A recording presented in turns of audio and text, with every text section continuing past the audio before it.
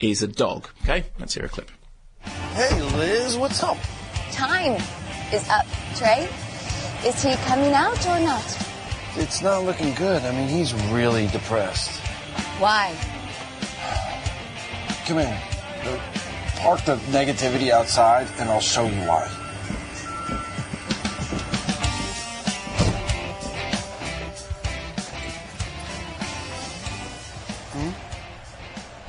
A fleece? A black and white spotted fleece? I mean, one of your PAs was wearing this.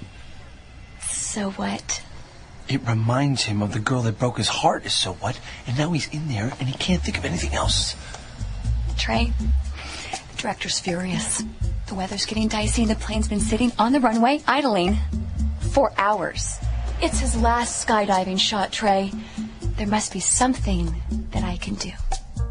Okay, so the deal is, he does the skydiving shot, the parachute doesn't get connected to him, he falls into a patch of rotten tomatoes, cue cricket. It does have Bill Murray as the voice of the cat, but it is a lot better than Garfield 2, which I really didn't like, and I was really surprised that Bill Murray was as poor as he was in it. What about Beethoven? Is it better than that? No, I like Beethoven a lot. I think Beethoven is actually in a way, you've kind of preempted me, because Beethoven is the thing to which this aspires.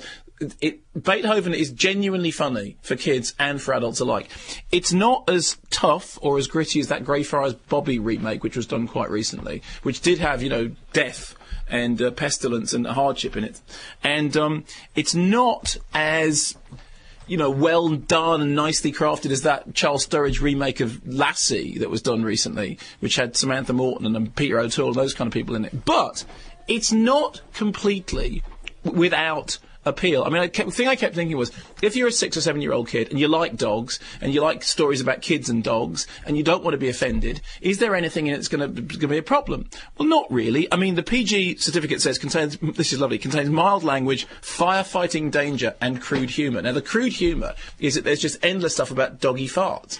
And if several years ago I would have said, oh God, how cheap and nasty, but I have realised over the years that if you have dog movies for kids, the dog has to break wind and it just works. I mean, it just does. Dog goes, and when I was making the Linda Lovelace documentary in New York, which was the most grim and depressing period of my life, it was really, really grim, such a horrible story, I had to go and see Scooby-Doo in Times Square, right, because it was coming out here and I needed to see it beforehand, and I went and I had an afternoon off and I saw Scooby-Doo in Times Square with an entire audience of mothers and kids, and every time Scooby-Doo broke wind, the sound of these kids pealing with laughter, and honestly, it lifted my spirits, and ever since that experience, in the middle of this really grim documentary about this horrible thing that happened to this person, I had developed a love of movies in which dogs break wind and kids laugh, because it's just funny, and the dog does break wind quite a lot, and the kids will laugh at that happening.